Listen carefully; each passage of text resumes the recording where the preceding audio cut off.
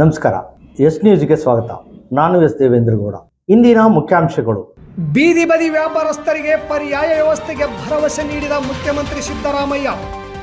SIR ಜಾರಿ, TMC ಆಡಳಿತಕ್ಕೆ break. ಕರ್ನಾಟಕದಲ್ಲಿ ಜಾರಿಯಾದರೆ ಕಾಂಗ್ರೆಸ್ ಕಳೆದುಕೊಳ್ಳುವ ಕ್ಷೇತ್ರಗಳೆಷ್ಟು? ಕನ್ನಡ ಸಾಹಿತ್ಯ ಪರಿಷತ್ತಿನಿಂದ 112ನೇ ಸಂಸ್ಥಾಪನಾ ದಿನಾಚರಣೆ ಆಚರಣೆ. ಶಾಸಕ ಹಂಪನಗೌಡ ಬಾದರ್ಲಿ ಅವರಿಗೆ ಸಚಿವ ಸ್ಥಾನ ನೀಡಲು ತಾಲೂಕು ಬೋವಿ ಸಮಾಜದಿಂದ ಒತ್ತಾಯ. ನಗರದ ಬಸ್ ನಿಲ್ದಾಣದಲ್ಲಿ ಕುಡಿಯುವ ನೀರಿನ ವ್ಯವಸ್ಥೆ ಇಲ್ಲ, ಅಧಿಕಾರಿಗಳ ವಿರುದ್ಧ ಪ್ರಯಾಣಿಕರ ಆಕ್ರೋಶ.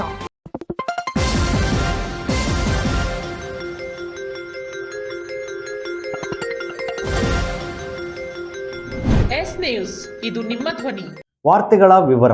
ಸಿಂಧನೂರಿನಲ್ಲಿ ಬೀದಿ ಬದಿ ವ್ಯಾಪಾರಸ್ಥರನ್ನು 16 ತಿಂಗಳ ಹಿಂದೆ ತೆರವುಗೊಳಿಸಿದ್ದು, ಅವರ ಕುಟುಂಬ ನಿರ್ವಹಣೆಗೆ ಮತ್ತು ಜೀವನೋಪಾಯಕ್ಕೆ ಶಾಶ್ವತ ಪರಿಹಾರ ಕಲ್ಪಿಸುವ ದೃಢ ಸಂಕಲ್ಪದೊಂದಿಗೆ ಶಾಸಕರಾದ ಹಂಪನಗೌಡ ಬಾದರ್ಲಿ ನೇತೃತ್ವದಲ್ಲಿ ಇಂದು ಬೀದಿ ಬದಿ ವ್ಯಾಪಾರಸ್ಥರ ನಿಯೋಗವು ಬೆಂಗಳೂರಿನಲ್ಲಿ ಮುಖ್ಯಮಂತ್ರಿ ಸಿದ್ದರಾಮಯ್ಯನವರನ್ನು ಭೇಟಿಯಾಗಿ ಮಹತ್ವದ ಚರ್ಚೆ ನಡೆಸಿದರು. ಬೀದಿ ಬದಿ ವ್ಯಾಪಾರಸ್ಥರು ಸಲ್ಲಿಸಿದ ಮನವಿ ಪತ್ರವನ್ನು ಆಲಿಸಿದ ಮುಖ್ಯಮಂತ್ರಿಗಳು ಇದಕ್ಕೆ ಶೀಘ್ರ ಸೂಕ್ತ ಪರ್ಯಾಯ ವ್ಯವಸ್ಥೆಯನ್ನು ಕಲ್ಪಿಸುವಾಗಿ ಭರವಸೆ ನೀಡಿ ತೋಟಗಾರಿಕೆ ಇಲಾಖೆ ಕಾರ್ಯದರ್ಶಿ ಗಿರೀಶ್ ಅವರಿಗೆ ಸೂಚನೆ ನೀಡಿ ಸೂಕ್ತ ಕ್ರಮ ಕೈಗೊಳ್ಳುವಂತೆ ಮುಖ್ಯಮಂತ್ರಿಗಳು ಸಿದ್ದರಾಮಯ್ಯ ಅವರು ಸೂಚಿಸಿದರು. ಭೂ ಕಬಳಿಕೆ ನಿಷೇಧ ಕೋರ್ಟ್ ಆದೇಶದ ನೆಪದಲ್ಲಿ 2024 ಡಿಸೆಂಬರ್ 25ರಂದು ಸಿಂಧನೂರು ನಗರದ ಬೀದಿ ಬದಿ ವ್ಯಾಪಾರಸ್ಥರ ಎಲ್ಲಾ ಡಬ್ಬ ಅಂಗಡಿಗಳನ್ನು ತೆರವುಗೊಳಿಸಲಾಯಿತು. 15 ತಿಂಗಳುಗಳು ಕಳೆದು ಹೋದರೂ ಸಹ ಇನ್ನೂ ತಾಲೂಕು ಆಡಳಿತ ಮತ್ತು ಜಿಲ್ಲಾ ಆಡಳಿತ ಪರ್ಯಾಯ ವ್ಯವಸ್ಥೆಯನ್ನು ಬೀದಿ ಬದಿ ವ್ಯಾಪಾರಿಗಳಿಗೆ ಕಲ್ಪಿಸಿರುವುದಿಲ್ಲ. ಈ ಹಿನ್ನೆಲೆಯಲ್ಲಿ ಸಾವಿರಾರು ಬೀದಿ ವ್ಯಾಪಾರಿಗಳು ಉದ್ಯೋಗವಿಲ್ಲದೆ ನಿರುದ್ಯೋಗಿಗಳಾಗಿ ತಮ್ಮ ದೈನಂದಿನ ಬದುಕನ್ನು ಕಳೆದುಕೊಂಡಿದ್ದು, ಅಕ್ಷರಶಃ ಬೀದಿಗೆ ಬಿದ್ದು ತುಂಬಾ ಆರ್ಥಿಕ ತೊಂದರೆಯನ್ನು ಅನುಭವಿಸುತ್ತಿದ್ದಾರೆ. ವ್ಯಾಪಾರದ ಉದ್ಯೋಗ ಕಳೆದುಕೊಂಡು ಸಂಕಷ್ಟದಲ್ಲಿ ಇರುವ ಕುಟುಂಬಗಳಿಗೆ ತಾತ್ಕಾಲಿಕ ಜಾಗದ ವ್ಯವಸ್ಥೆ ಕಲ್ಪಿಸಲು ಒತ್ತಾಯಿಸಿ 2026 ಏಪ್ರಿಲ್ 13ರಿಂದಲೂ ತೋಟಗಾರಿಕೆ ಇಲಾಖೆಯ ಮುಂದುಗಡೆ ಅನಿರ್ದಿಷ್ಟಾವಧಿ ಧರಣಿ ಸತ್ಯಾಗ್ರಹ ನಡೆಸಿದ 22 ದಿನಗಳು ಕಳೆದರೂ ಜಿಲ್ಲೆಯ ಜಿಲ್ಲಾಧಿಕಾರಿಗಳು ಮತ್ತು ತಾಲೂಕಾಡಳಿತದ ತಹಶೀಲ್ದಾರರು ಈ ಸಮಸ್ಯೆಯನ್ನು ಪರಿಹರಿಸಲು ಯಾವುದೇ ಕ್ರಮಕ್ಕೆ ಮುಂದಾಗುತ್ತಿಲ್ಲ. ತಾವು ಬಡ ವ್ಯಾಪಾರಿಗಳ ಕುರಿತು ಸಹಾನುಭೂತಿ ತೋರಿಸಿ ತಾತ್ಕಾಲಿಕವಾಗಿ ಜಾಗವನ್ನು ಕಲ್ಪಿಸಿ ಜೀವನೋಪಾಯಕ್ಕೆ ಸಹಾಯ ಮಾಡಬೇಕು ಎಂದು ಮನವಿ ಪತ್ರದ ಮೂಲಕ ವಿನಂತಿಸಿದರು. ಗಂಗಾವತಿ ರಸ್ತೆಯ ತೋಟಗಾರಿಕೆ ಇಲಾಖೆಯ ಕಾಂಪೌಂಡ್ ಪಕ್ಕದಲ್ಲಿ ಖಾಲಿ ಇರುವ 20 ಫೀಟ್ ರಸ್ತೆಯ 15 ಮೀಟರ್ ಬಿಟ್ಟು ಖಾಲಿ ಜಾಗದಲ್ಲಿ 137 ವ್ಯಾಪಾರಿಗಳಿಗೆ ವ್ಯಾಪಾರ ಮಾಡಲು 10x10 ಫೀಟ್ ತಿಂಗಳ ಬಾಡಿಗೆ ರೂಪದಲ್ಲಿ ತಾತ್ಕಾಲಿಕವಾಗಿ ಜಾಗದ ಅನುಕೂಲ ಕಲ್ಪಿಸಬೇಕು. ತೋಟಗಾರಿಕೆ ಇಲಾಖೆಗೆ ಸೇರಿದ 22 ಎಕರೆ ಭೂಮಿ ಕಳೆದ 20ರಿಂದ 30 ವರ್ಷದಿಂದ ಪಾಳು ಬಿದ್ದಿದೆ. ಈ ಭೂಮಿಯ ಪೈಕಿ 2 ಎಕರೆ ಭೂಮಿ ನಗರಸಭೆಗೆ ವರ್ಗಾಯಿಸಿ ಅಥವಾ ನೇರವಾಗಿ ಬಾಡಿಗೆ ನಿಗದಿ ಮಾಡಿ ವ್ಯಾಪಾರಸ್ಥರಿಗೆ ಉಪಜೀವನ ಕಲ್ಪಿಸಲು ಅನುಕೂಲ ಮಾಡಿಕೊಡಬೇಕು. ನಗರದ ಹೃದಯ ಭಾಗದಲ್ಲಿರುವ ಆಹಾರ ಇಲಾಖೆಗೆ ಸೇರಿದ 1 ಎಕರೆ ಭೂಮಿ ಇರುತ್ತದೆ. ಈ ಜಾಗದಲ್ಲಿ ಕುಸಿದು ಬೀಳುವ ಅಪಾಯ ಸ್ಥಿತಿಯಲ್ಲಿರುವ ಗೋದಾಮುಗಳನ್ನು ತೆರವುಗೊಳಿಸಿ ಈ ಜಾಗದಲ್ಲಿ ತರಕಾರಿ ಮತ್ತು ಹಣ್ಣಿನ ವ್ಯಾಪಾರಿಗಳಿಗೆ ವ್ಯಾಪಾರ ಮಾಡಲು ಅನುಕೂಲ ಕಲ್ಪಿಸಬೇಕು ಎಂದು ಮನವಿ ಮಾಡಿದರು. ಈ ಸಂದರ್ಭದಲ್ಲಿ ವಿಧಾನ ಪರಿಷತ್ ಸದಸ್ಯರಾದ ಎ ವಸಂತಕುಮಾರ್, ತೋಟಗಾರಿಕೆ ಇಲಾಖೆಯ ನಿರ್ದೇಶಕರು, ಅಧಿಕಾರಿಗಳು, ಮುಖಂಡರಾದ ರಾಜುಗೌಡ ಬಾದರ್ಲಿ, ಎನ್ ಅಮರೀಶ್ ನಾಗಲಾಪುರ, ಹಾರೂನ್ ಸಾಹೇಬ್ ಜಾಗೀರ್ದಾರ್, ಡಿಎಚ್ ಪೂಜಾರ್, ಚಂದ್ರಶೇಖರ್ ಗೊರೆಪಾಳ್, ಜಮಾಅತೆ ಇಸ್ಲಾಮಿ ಹಿಂದ್ ತಾಲೂಕು ಅಧ್ಯಕ್ಷ ಹುಸೇನ್ ಸಾಬ್, ಮನುಜ ಮತ ಬಳಗದ ಅಧ್ಯಕ್ಷ ಡಿಎಚ್ ಕಂಬಳಿ, ಕೆ ಜಿಲಾನಿ ಪಾಷಾ, ರಹೀಂ ಲಾಲ್ ಸಾಬ್, ರಮೇಶ್ ಪಾಟೀಲ್ ಬೇರ್ಗಿ, ಕಾಸಿಂ ಸಾಬ್ ಸೇರಿದಂತೆ ಬೀದಿ ಬದಿ ಹೋರಾಟ ಸಮಿತಿಯ ಎಲ್ಲ ಮುಖಂಡರು, ಸದಸ್ಯರು ಸೇರಿದಂತೆ ಇನ್ನಿತರರು ಇದ್ದರು. ಪಶ್ಚಿಮ ಬಂಗಾಳ ರಾಜ್ಯದಲ್ಲಿ ಎಸ್ಐಆರ್ ಪ್ರಕ್ರಿಯೆ ಮೂಲಕ 27 ಲಕ್ಷ ಜನರು ತಮ್ಮ ಮತದಾರ ಹಕ್ಕನ್ನೇ ಕಳೆದುಕೊಂಡರು. ಟಿಎಂಸಿ ಈಗ ಸೋತಿರುವ ಬಹುತೇಕ ಕ್ಷೇತ್ರಗಳು ಕಳೆದ ಚುನಾವಣೆಯಲ್ಲಿ ಟಿಎಂಸಿ ಕಡಿಮೆ ಅಂತರದಿಂದ ಸೋತ ಕ್ಷೇತ್ರಗಳು ಎಂಬುದು ಗಂಭೀರವಾಗಿ ಗಮನಿಸಬೇಕಾಗಿದೆ. ಕಡಿಮೆ ಅಂತರದಿಂದ ಸೋತ ಕ್ಷೇತ್ರಗಳನ್ನು ಟಾರ್ಗೆಟ್ ಮಾಡಿದ್ದ ಬಿಜೆಪಿ ಎಸ್ಐಆರ್ ಮೂಲಕ ಟಿಎಂಸಿ ಮತ ಬ್ಯಾಂಕಿನ 5% 10% ಮತಗಳನ್ನು ಡಿಲೀಟ್ ಮಾಡಿಸಿ ಇಂದು ಗದ್ದುಗೆ ಹಿಡಿದಿದೆ ಎಂದು ಚುನಾವಣಾ ಎಕ್ಸ್ಪರ್ಟ್ಗಳ ಅಭಿಪ್ರಾಯ. ಪಶ್ಚಿಮ ಬಂಗಾಳದ ಮಾದರಿಯನ್ನು ಕರ್ನಾಟಕದಲ್ಲಿ ಬಿಜೆಪಿ ಅನುಸರಿಸಿದರೆ 2028ರ ವಿಧಾನಸಭಾ ಚುನಾವಣೆಯಲ್ಲಿ ಕಡಿಮೆ ಮತಗಳ ಅಂತರದಿಂದ ಕಾಂಗ್ರೆಸ್ ಗೆದ್ದ ವಿಧಾನಸಭಾ ಕ್ಷೇತ್ರಗಳು ಬಿಜೆಪಿ ಪಾಲಾಗುವುದರಲ್ಲಿ ಯಾವುದೇ ಸಂಶಯವಿಲ್ಲ. ಅಂತಹ ಕ್ಷೇತ್ರಗಳಲ್ಲಿ ಎಸ್ಐಆರ್ ಹೆಸರಿನಲ್ಲಿ ಕಾಂಗ್ರೆಸ್ ಮತ ಬ್ಯಾಂಕ್ ಒಡೆದು ಕೇಂದ್ರ ಸರ್ಕಾರದ ಎಲ್ಲ ಯಂತ್ರ ಬಳಸಿ ಆ ಎಲ್ಲ ಕ್ಷೇತ್ರಗಳನ್ನು ತನ್ನ ಮಡಿಲಿಗೆ ಬಿಜೆಪಿ ಹಾಕಿಕೊಳ್ಳುವ ಸಾಧ್ಯತೆ ಇದೆ. ಕಳೆದ ವಿಧಾನಸಭೆ ಚುನಾವಣೆಯಲ್ಲಿ ಕಾಂಗ್ರೆಸ್ ಪಕ್ಷ ಗೆದ್ದಿರುವ 135 ಕ್ಷೇತ್ರಗಳಲ್ಲಿ 97ರಿಂದ 100 ಸ್ಥಾನಗಳನ್ನು ಕಡಿಮೆ ಅಂತರದಿಂದ ಗೆದ್ದಿದೆ. ಅವುಗಳಲ್ಲಿ ಸಿದ್ದರಾಮಯ್ಯ ಸರ್ಕಾರದ 20 ಜನ ಸಚಿವರ ಕ್ಷೇತ್ರಗಳು ಸೇರಿವೆ. ಪರಿಶಿಷ್ಟ ಜಾತಿಯ 10 ಕ್ಷೇತ್ರಗಳು, ಪರಿಶಿಷ್ಟ ಪಂಗಡದ 9 ಕ್ಷೇತ್ರಗಳು ಸೇರಿವೆ. ಒಂದು ವೇಳೆ ಕರ್ನಾಟಕದಲ್ಲಿ SIR ಜಾರಿಯಾದರೆ ಈ 100 ಕ್ಷೇತ್ರಗಳಲ್ಲಿ ಬಹುತೇಕ ಬಿಜೆಪಿ ಪಾಲಾಗುವುದರಲ್ಲಿ ಯಾವುದೇ ಅನುಮಾನವಿಲ್ಲ.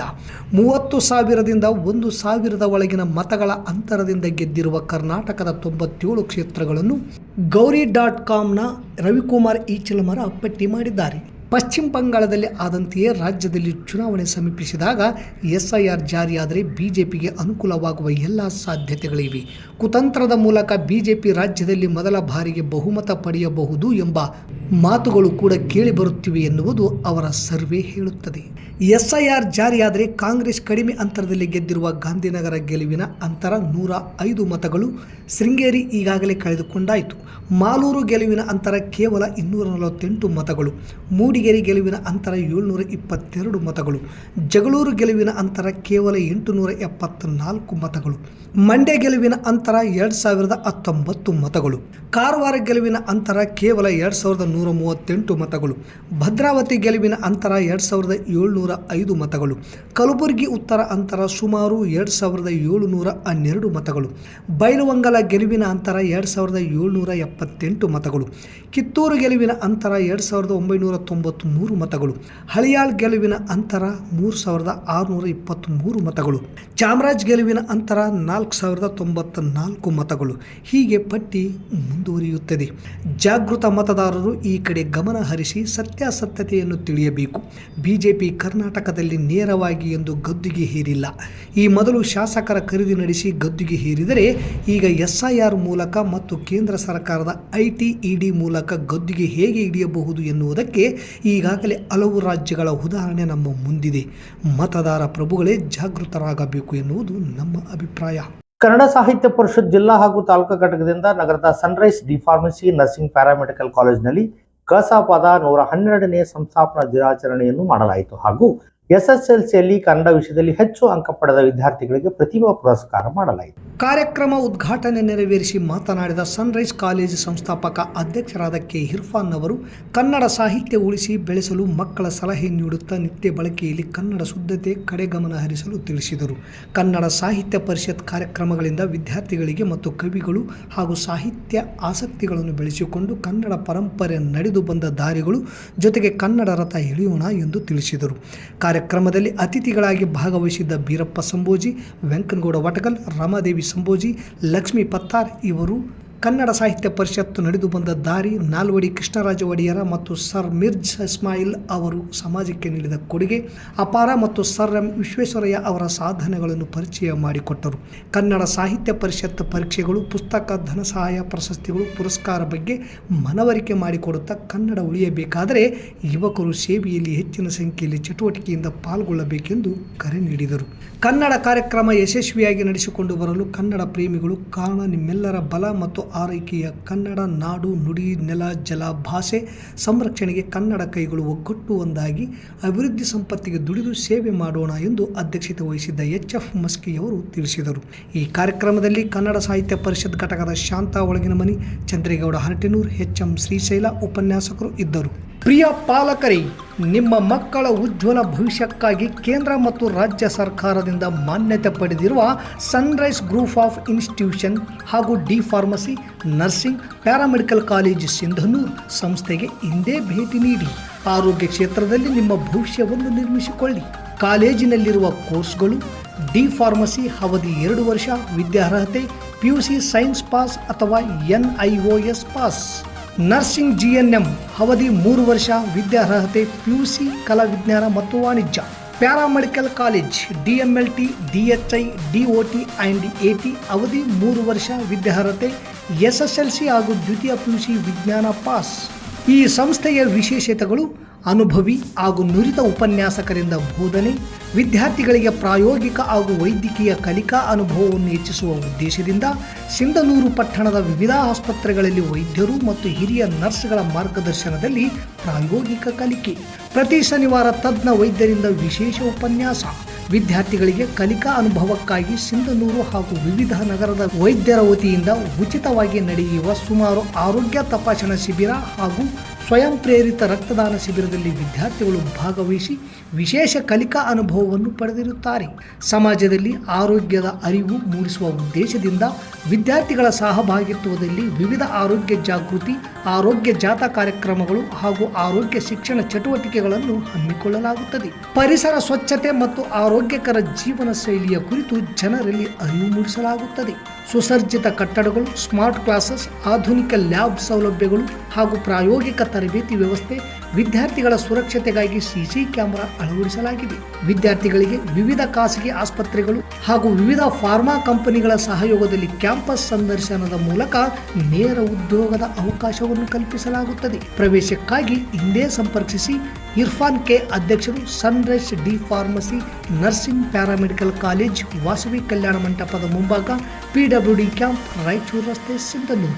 Mobile number 8197143588, 8904242655, 90367313885. ಸಿಂಧನೂರು ಕ್ಷೇತ್ರದಲ್ಲಿ ಹಿರಿಯ ರಾಜಕಾರಣಿಗಳು ಈಗಾಗಲೇ 5 ಬಾರಿ ಗೆಲುವು ಸಾಧಿಸಿ ಶಾಸಕರಾಗಿರುವ ಹಂಪನಗೌಡ ಬಾದರರಿಗೆ ಸಚಿವ ಸ್ಥಾನವನ್ನು ನೀಡಬೇಕೆಂದು ಬೋವಿ ಸಮಾಜದ ತಾಲೂಕಾ ಅಧ್ಯಕ್ಷ ಅಶೋಕ್ ಮುಲುಟಿ ಕಾಂಗ್ರೆಸ್ ಪಕ್ಷದ ವರಿಷ್ಠರಲ್ಲಿ ಮನವಿ ಮಾಡಿದ್ದಾರೆ. ಇಂದು ಮಂಗಳವಾರದಂದು ನಗರದ ಪತ್ರಿಕಾ ಭವನದಲ್ಲಿ ಸುದ್ದಿಗೋಷ್ಠಿ ನಡೆಸಿ ಮಾತನಾಡಿದ ಅವರು, ಶಿಕ್ಷಣ, ನೀರಾವರಿ, ಆರೋಗ್ಯ, UGD, ಕೌಶಲ್ಯ ಕೇಂದ್ರ, ಸಹಕಾರ ಕ್ಷೇತ್ರ ಸೇರಿದಂತೆ 100 ಕೋಟಿ ಹಣ ತಂದು ಕ್ಷೇತ್ರದ ಅಭಿವೃದ್ಧಿಗೆ ಶ್ರಮಿಸಿದ್ದಾರೆ. ಅವರು ಶಾಸಕರಾದರೂ ಸ್ಥಳೀಯ ನಗರಸಭೆ, ಜಿಲ್ಲಾ ಪಂಚಾಯತ್, ತಾಲೂಕು ಪಂಚಾಯತ್, ಗ್ರಾಮ ಪಂಚಾಯತ್, RDCC, TAPCMS ಚುನಾವಣೆಗಳಲ್ಲಿ ತಮ್ಮ ಬೆಂಬಲಿಗರನ್ನು ನಿಲ್ಲಿಸಿ ಗೆಲ್ಲಿಸಿದ ಉದಾಹರಣೆಗಳು ಕೂಡ ಸಾಕಷ್ಟಿವೆ. ಈಗಾಗಲೇ ಈ ಹಿಂದೆ ಬೋವಿ ಸಮಾಜದ ತಾಲೂಕು ಪಂಚಾಯತ್ಗೆ ಭರಮಮ್ಮ ಸೋಮಲಾಪುರ್ ಅವರನ್ನು ಅಧ್ಯಕ್ಷರನ್ನಾಗಿಸಿದ್ದಾರೆ ಮತ್ತು ಮಸ್ಕಿ ವಿಧಾನಸಭಾ ಕ್ಷೇತ್ರ ಹಾಗೂ ಕೊಪ್ಪಳ ಲೋಕಸಭಾ ಚುನಾವಣೆಗಳಲ್ಲಿ ತಮ್ಮದೇ ಆದ ಛಾಪು ಹೊಂದಿದ್ದಾರೆ. ಈ ಕಾರಣಕ್ಕೆ ಅವರಿಗೆ ಉತ್ತಮವಾದ ಸಚಿವ ಸ್ಥಾನ ನೀಡಬೇಕು. ಹೈಕಮಾಂಡ್ನ ರಾಹುಲ್ ಗಾಂಧಿಗೂ, ರಾಷ್ಟ್ರೀಯ ಅಧ್ಯಕ್ಷರಾದ ಮಲ್ಲಿಕಾರ್ಜುನ್ ಖರ್ಗೆ ಅವರಿಗೂ, ಮುಖ್ಯಮಂತ್ರಿ ಸಿದ್ದರಾಮಯ್ಯನವರಿಗೂ ಹಾಗೂ ರಾಜ್ಯಾಧ್ಯಕ್ಷರಾದ ಉಪಮುಖ್ಯಮಂತ್ರಿ DK ಶಿವಕುಮಾರ್ ಅವರಿಗೂ ನಾವು ಮನವಿ ಮಾಡುತ್ತೇವೆ ಎಂದು ಹೇಳಿದರು. ಪ್ರಸಕ್ತ ಸಾಲಿನ SSLC ಫಲಿತಾಂಶದಲ್ಲಿ ಸಿಂಧನೂರು ತಾಲೂಕು ಜಿಲ್ಲೆಗೆ ಪ್ರಥಮ ಸ್ಥಾನ ಪಡೆಯಲು ವಿಧಾನ ಪರಿಷತ್ ಶಾಸಕ ಬಸನಗೌಡ ಬಾದರ್ಲಿಯವರು ಪ್ರಮುಖ ಕಾರಣ ಎಂದು ಸ್ವತಃ ಶಿಕ್ಷಣ ಸಚಿವ ಮಧು ಬಂಗಾರಪ್ಪ, DCM DKC ಅವರ ಉಪಸ್ಥಿತಿಯಲ್ಲೇ ಸಿಂಧನೂರಿನಲ್ಲಿ ನಡೆದ ಉಚಿತ ಸಾಮೂಹಿಕ ಕಾರ್ಯಕ್ರಮದ ಭವ್ಯ ವೇದಿಕೆಯಲ್ಲಿ ಹೇಳಿದ್ದಾರೆಂಬ ಪತ್ರಕರ್ತರ ಪ್ರಶ್ನೆಗೆ DDPI ಯಾವ ವರದಿ ಆಧರಿಸಿ ಆ ರೀತಿ ಹೇಳಿದ್ದಾರೆ ತಿಳಿಯದಾಗಿದೆ. ಶಿಕ್ಷಣ ಸಚಿವರು ಓಲೈಕೆ ಮಾಡದೆ ನೈಜ ಸ್ಥಿತಿಗಳನ್ನು ಅರಿತು ಮಾತನಾಡಬೇಕಾಗಿತ್ತು ಎಂದು ಕಾಂಗ್ರೆಸ್ ಮುಖಂಡ ಅಶೋಕ್ ಮುಲುಟಿ ಪ್ರತಿಕ್ರಿಯಿಸಿದರು. ಈ ಸಂದರ್ಭದಲ್ಲಿ ಪ್ರಕಾಶ್ ಬಸಾಪುರ್, ಸೀತಾರಾಮ್, ಕಲ್ಲೂರು ಗ್ರಾಮದ ದುರ್ಗಪ್ಪ, ಹನುಮೇಶ್, ದೇವಪ್ಪ, ಬಸವರಾಜ್ ಕೋಳ್ಬಾಳ್, ಕದ್ರಿಯಾ ಕಾಲೋನಿ, ಯಮನೂರಪ್ಪ, ಮಲ್ದಗುಡ್ಡ, ಸೋಮಲಾಪುರದ ಮೇಘರಾಜ್, ನಾಗಪ್ಪ ಸೇರಿದಂತೆ ಅನೇಕರು ಪತ್ರಿಕಾಗೋಷ್ಠಿಯಲ್ಲಿ ಉಪಸ್ಥಿತರಿದ್ದರು.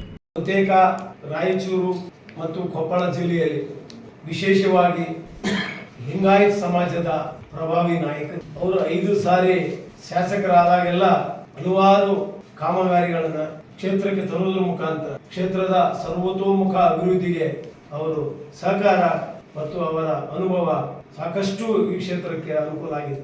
ನಗರದ ಕೇಂದ್ರ ಬಸ್ ನಿಲ್ದಾಣದಲ್ಲಿ ಪ್ರಯಾಣಿಕರಿಗೆ ಕುಡಿಯುವ ನೀರಿನ ವ್ಯವಸ್ಥೆ ಇಲ್ಲದೆ ಸಾರ್ವಜನಿಕರು ಪರದಾಡುವಂತಹ ಪರಿಸ್ಥಿತಿ ನಿರ್ಮಾಣವಾಗಿದೆ. ಅಧಿಕಾರಿಗಳ ವಿರುದ್ಧ ಪ್ರಯಾಣಿಕರು ಆಕ್ರೋಶ ಹೊರಹಾಕಿದ್ದಾರೆ. 40 ರಿಂದ 43 ಡಿಗ್ರಿ ಸೆಲ್ಸಿಯಸ್ ಬಿಸಿಲಿನ ತಾಪಮಾನ ಇರುವ ಕಾರಣ ದೇಹ ನೀರನ್ನು ಬಯಸುತ್ತದೆ. ಸರಿಯಾದ ಸಮಯಕ್ಕೆ ನೀರು ಸಿಗದೆ ಹೋದರೆ ಆರೋಗ್ಯದ ಮೇಲೆ ವ್ಯತಿರಿಕ್ತ ಪರಿಣಾಮ ಉಂಟಾಗುತ್ತದೆ. ಪ್ರತಿದಿನ ಸಾವಿರಾರು ಪ್ರಯಾಣಿಕರು ಬಂದು ಹೋಗುವ ಜಾಗ ನಮ್ಮ ಸಿಂಧನೂರಿನ ಬಸ್ ನಿಲ್ದಾಣ. ಆದರೆ ಇಲ್ಲಿ ಕುಡಿಯುವ ನೀರಿನ ವ್ಯವಸ್ಥೆ ಇಲ್ಲದೆ ಕುಡಿಯುವ ನೀರಿಗಾಗಿ ಪ್ರಯಾಣಿಕರು ಪರದಾಡುವಂತಾಗಿದೆ. ಅನಿವಾರ್ಯವಾಗಿ ಹಣ ಕೊಟ್ಟು ನೀರಿನ ಬಾಟಲಿ ಖರೀದಿ ಮಾಡಿ ನೀರು ಕುಡಿಯುವ ಸ್ಥಿತಿ ಇದೆ. ಖಾಸಗಿ ವ್ಯಕ್ತಿಗಳು ನೀರಿನ ಅರವಟ್ಟಿಗೆ ಆರಂಭಿಸಿ ಸೇವೆ ಒದಗಿಸುವ ದಿನಮಾನಗಳಲ್ಲಿ ಸಂಬಂಧಪಟ್ಟ ಅಧಿಕಾರಿಗಳು ದಾನಿಗಳನ್ನು ಸಂಪರ್ಕಿಸಿ ಅವರ ಸಹಾಯದಿಂದ ಅರವಟ್ಟಿಗೆ ಪ್ರಾರಂಭಿಸಬಹುದು. ಈ ಕಡೆ ಅಧಿಕಾರಿಗಳು ಗಮನ ಹರಿಸಿ ನೀರಿನ ವ್ಯವಸ್ಥೆ ಮಾಡಬೇಕು ಎಂದು ಪ್ರಯಾಣಿಕರೊಬ್ಬರು ತಮ್ಮ ಅಸಮಾಧಾನ ವ್ಯಕ್ತಪಡಿಸಿದ್ದಾರೆ.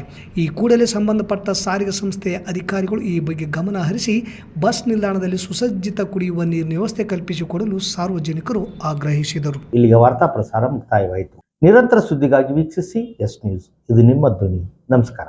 ನಮಸ್ಕಾರ ಕರ್ನಾಟಕ. ರಿಲ್ಯಾಕ್ಸ್ ಮೂಡ್ಗೆ ಏನಾದ್ರೂ ಪ್ಲಾನ್ ಮಾಡ್ತಿದ್ರೆ ನಾನ್ ನಿಮ್ಗೊಂದು ಅದ್ಭುತ ಪ್ರಪಂಚನ ಪರಿಚಯಿಸ್ತಿದ್ದೀನಿ ನೋಡಿ. ನೀವೊಮ್ಮೆ ಈ ಸ್ಥಳಕ್ಕೆ ಭೇಟಿ ನೀಡಿದ್ರೆ ನಿಜವಾಗ್ಲೂ ಖುಷಿಯಲ್ಲಿ ಕಳೆದು ಹೋಗ್ತೀರಾ. Gandharvagiri adventures and nature retreat. ಬಳ್ಳಾರಿಯಿಂದ ಬೆಂಗಳೂರು ರಸ್ತೆ ಮೂಲಕ ಸಾಗಿದ್ರೆ ಡಿ ಹಿರಾಳ್ ಅನ್ನೋ ಗ್ರಾಮ ಸಿಗುತ್ತೆ. ಅಲ್ಲಿಂದ ಜಸ್ಟ್ 1.5 ಕಿಲೋಮೀಟರ್ ಬಸಾಪುರ ರಸ್ತೆ ಬಂದ್ರೆ ನಿಮಗೆ ಸಿಗುತ್ತೆ ಪ್ರಕೃತಿ ಸೊಬಗಲ್ಲಿ ಸರಿಸುಮಾರು 50 ಎಕರೆ ವಿಶಾಲವಾದ ಪ್ರದೇಶದಲ್ಲಿ ನಿರ್ಮಾಣವಾಗಿದೆ Gandharvagiri adventures and nature retreat ಎನ್ನುವ ಸುಂದರ ಪ್ರಪಂಚ. ಇಲ್ಲಿಯ ವಿಶಾಲವಾದ ಆಕ್ಟೋ ಸ್ವಿಮ್ಮಿಂಗ್ ಪೂಲ್ ಮತ್ತು ಡೋನಟ್ ಬೋಟ್, ಟ್ರೆಂಡಿಂಗ್ ನಲ್ಲಿರೋ ಫೋಟೋ ಶೂಟ್ ಗೆ ನಿರ್ಮಾಣವಾಗಿದೆ ಕ್ಯಾಂಡಿ ಲ್ಯಾಂಡ್ ಎನ್ನುವ ಕಲರ್ಫುಲ್ ಪ್ರಪಂಚ. ಪ್ರಕೃತಿ ಮಡಿಲಲ್ಲಿನ ಅಡ್ವೆಂಚರ್ಸ್, ಅತಿ ಉದ್ದದ ಜಿಪ್ ಲೈನ್ ಮೂಲಕ ಸಾಗುವ 60 ಸೆಕೆಂಡ್ಗಳ ರೋಚಕ ಅಡ್ವೆಂಚರ್ ಅನುಭವ ವಿಶೇಷ ಥ್ರಿಲ್ಲಿಂಗ್ ನೀಡುತ್ತೆ. ಜೊತೆಗೆ ಚಿಕ್ಕ ಮಕ್ಕಳು ತುಂಬಾನೇ ಇಷ್ಟಪಡೋ ಡ್ಯಾಶಿಂಗ್ ಕಾರ್, ಡ್ರ್ಯಾಗನ್ ರೈಡ್,